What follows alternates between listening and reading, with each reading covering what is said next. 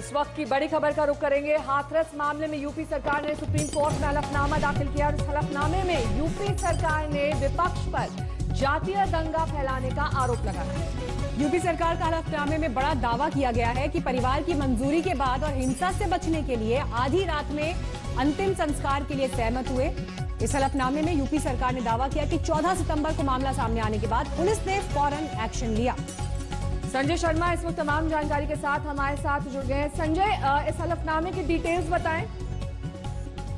हलफनामे की डिटेल्स ये है कि उत्तर प्रदेश सरकार ने पहली बार इस मामले में चुप्पी तोड़ते हुए ये कहा है कि आखिर उन्हें आधी रात को पीड़िता के शव का अंतिम संस्कार करने की जरूरत क्यों पड़ी, और उन्होंने अब कहा है कि उन्होंने अंतिम संस्कार करने के पहले पीड़िता के परिवार वालों की इजाजत भी ली थी, उनकी मंजूरी मिलने के बाद ही उन्होंने ऐसा कदम उठाया है।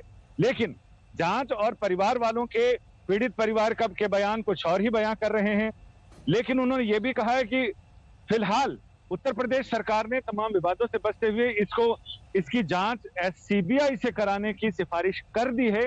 लेकिन साथ ही ये भी कहा है कि उनकी राज्य की अपनी जांच एजेंसियां सक्षम है इसे जांच करने में, लेकिन जातिगत और धार्मिक दंगे भड़काने की साजिश रचते हुए लोग इसे डिरेल्ड करना चाहते हैं। लिहाजा उन्होंने केंद्रीय जांच एजेंसी से इसकी जांच कराने की सिफारिश कर दी है।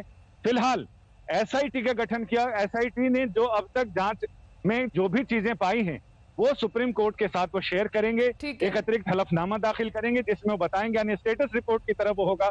फिलहाल अब आगे सुनवाई बस थोड़ी देर में होने वाली है।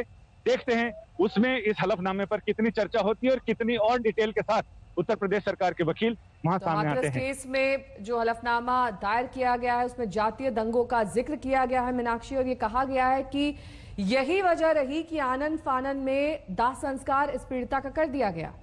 संजय, ये भी बताइए, क्योंकि सीधे सीधे सरकार ये कह रही है कि परिवार से सहमति ली गई थी, ये सहमति वर्बल थी, रिटर्न में थी, इस तरह का कोई क्लैरिफिकेशन क्या इसमें है? ये तो अब जब कोर्ट उनसे काउंटर क्वेश्चन पूछेगी तब समझ में आएगा कि आखिर किस तरह की मंजूरी सहमति ली गई थी।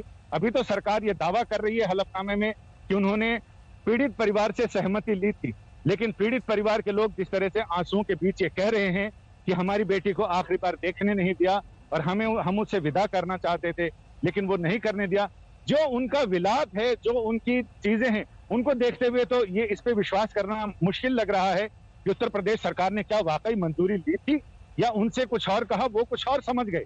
फिलहाल कोर्ट में जब काउंटर क्वेश्चन होंगे, सामने वाले वकील जब क्वेश्चन करेंगे, उस समय फिर बहुत सारी चीजें सामने आएंगी कि आखिर इस हलफनामे के पीछे का सच क्या है।